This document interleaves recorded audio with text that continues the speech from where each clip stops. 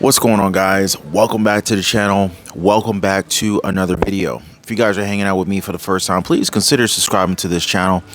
And while you're at it, I would totally appreciate a quick like. Now, guys, I want to talk to you guys about credit card debt. Right now, right here in America, credit card debt is approaching $1 trillion.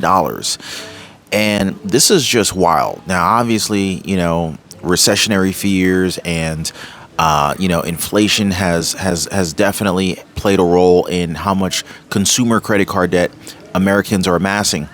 But and I understand that a lot of people are just trying to make ends meet. But the reality is that a lot of Americans have placed stunting on the gram, flexing on their friends, as a priority to building wealth. And in my opinion, I think I would much rather look poor than to appear to be rich. Because what difference does it make if I look rich, but I'm really poor? If I'm really buried in credit card debt, as well as other forms of debt that is not generating any type of income. And in my opinion, and in my own personal experiences, some of the richest people I've ever met, or I should say some of the wealthiest people I've ever met, they don't really look wealthy. They look like very regular people. And at the end of the day, what difference does it make if strangers or your friends think you're rich? Like, how do you benefit from that? Like, you might get a social ego boost, but you know the truth. So I personally discovered this many, many years ago. And, that's why I decided to kind of live my life the way I live.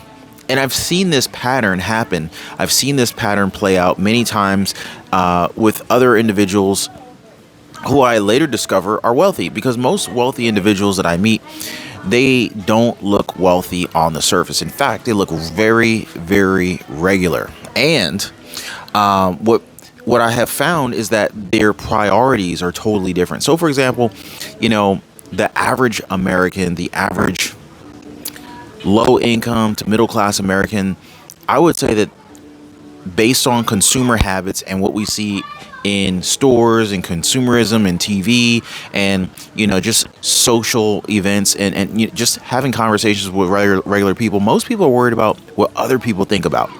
Now, me personally, I would much rather build wealth with my money versus use my money to try to flex on other people. And a wise man once told me that money that you've used to purchase anything is money that can no longer be used to purchase or invest something else. And so with that in mind, I decided, okay, well, if I want to hurry up and build wealth and increase my net worth, then I need to leverage money as a tool and use this money to grow my money. Use this money to grow wealth rather than using this money to buy a brand new car, using this money to buy very expensive clothing, very expensive shoes, very expensive handbags.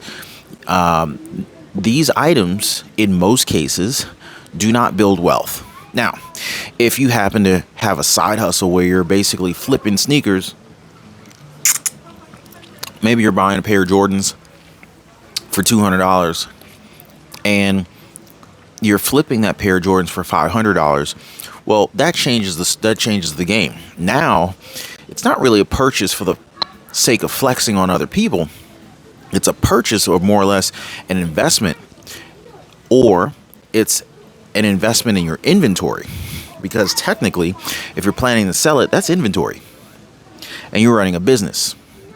So, but most people aren't doing that. Most people are working 40 hours a week, 9 to 5, maybe 40, 50, 60 hours a week, and they're generating income simply to buy non-essentials, simply to buy luxury items that are literally worth nothing. And the only people who are winning are the companies that are actually selling this stuff. And don't get me wrong, there's nothing wrong with purchasing nice items, luxury items. I like nice things. I mean, take a look at this. It's a beautiful view, and I totally love waking up seeing that view. And it's not cheap. And so what I'm saying is I'm not against enjoying nice things. Nice things are cool, but I don't want to put nice things ahead of the security, financial security of my family. I don't want to put it ahead of investments.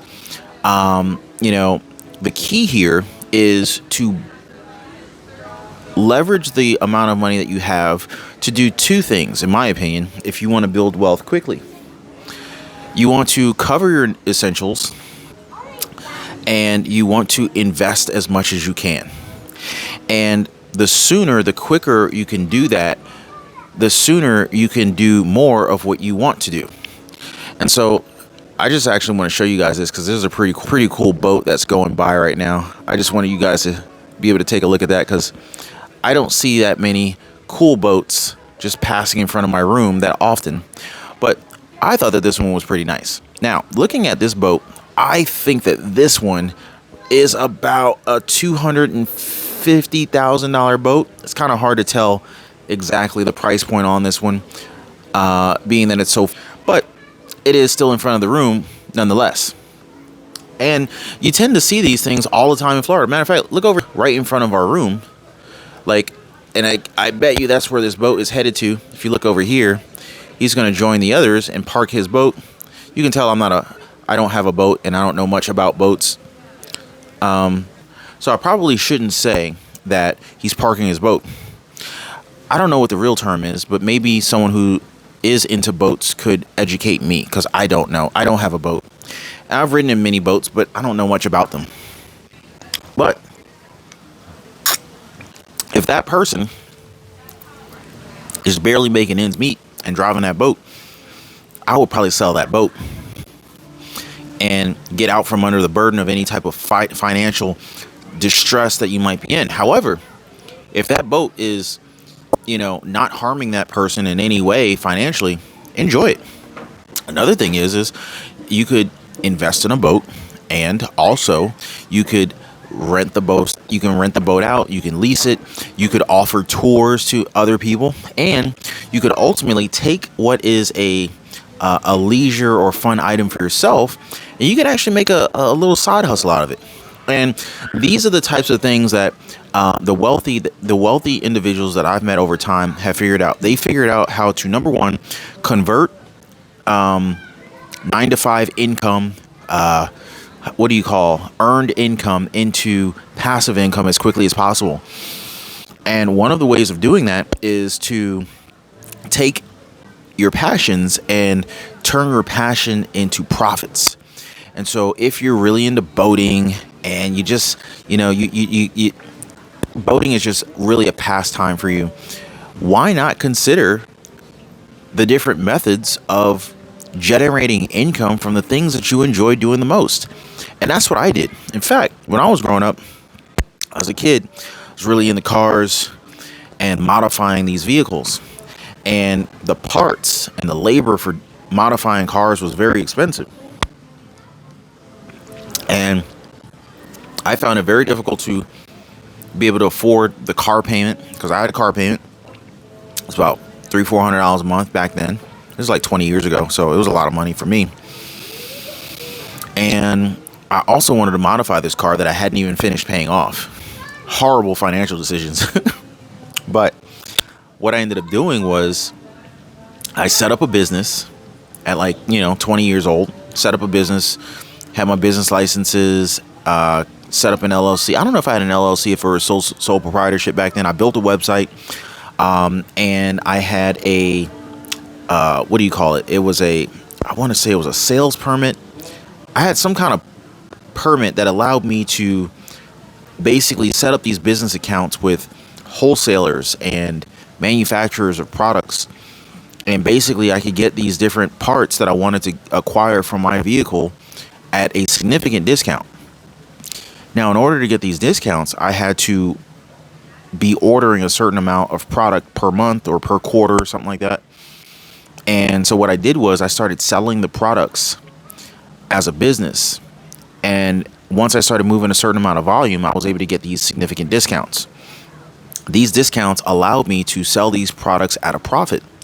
And at the same time, I was able to get parts that I wanted for my car at a significant discount. And we were talking about 40, 50, 60% off, depending upon the manufacturer.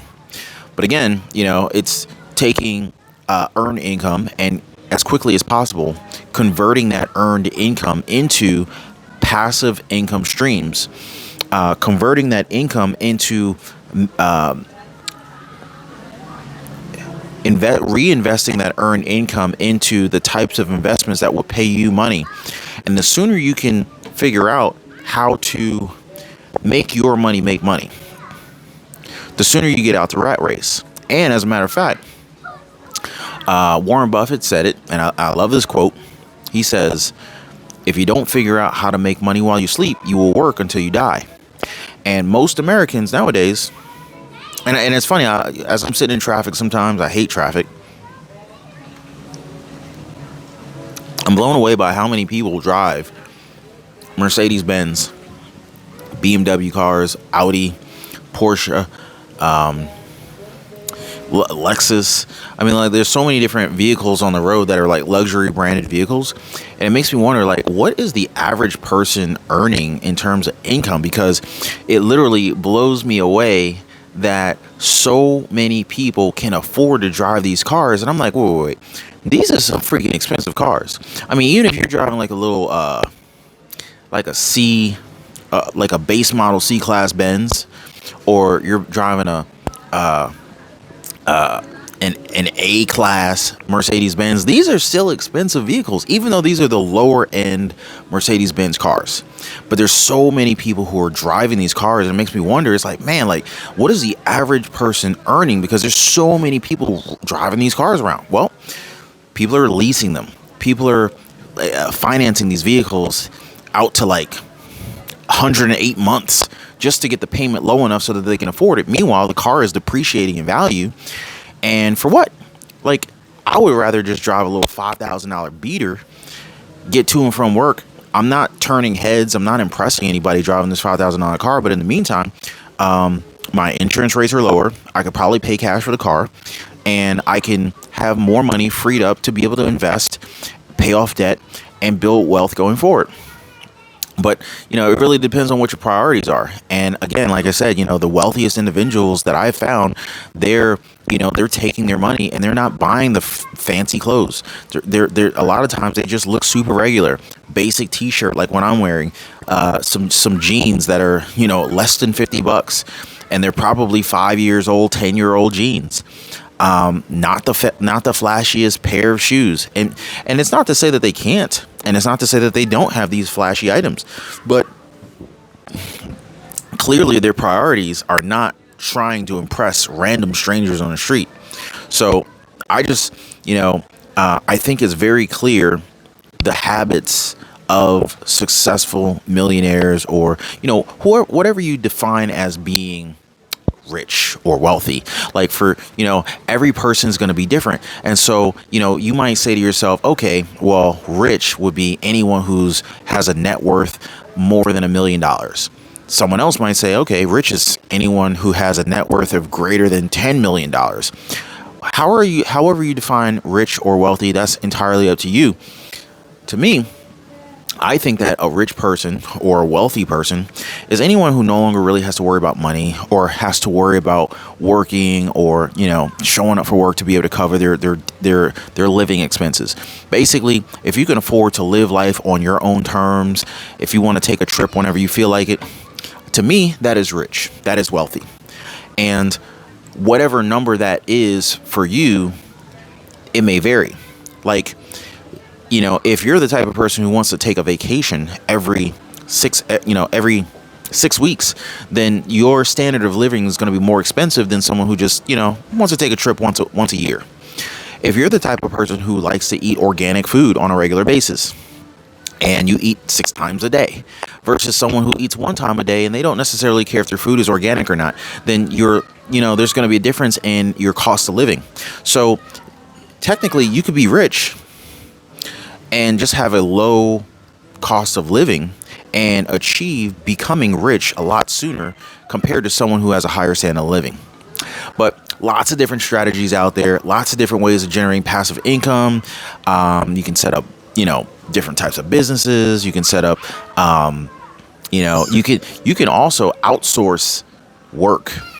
Like this is, I should probably save this for another video because I'm probably going to speak on this for another 30 minutes. But the different opportunities available to generate income is literally increasing by the day, especially when you look at, these different new opportunities that are coming about through, new technology such as AI, Chat GPT, and the like. But anyway, guys, drop me some comments. Let me know what you guys think about what we talked about today. Hope you guys enjoyed the video. Like, comment, subscribe, and I'll see you guys on the next one.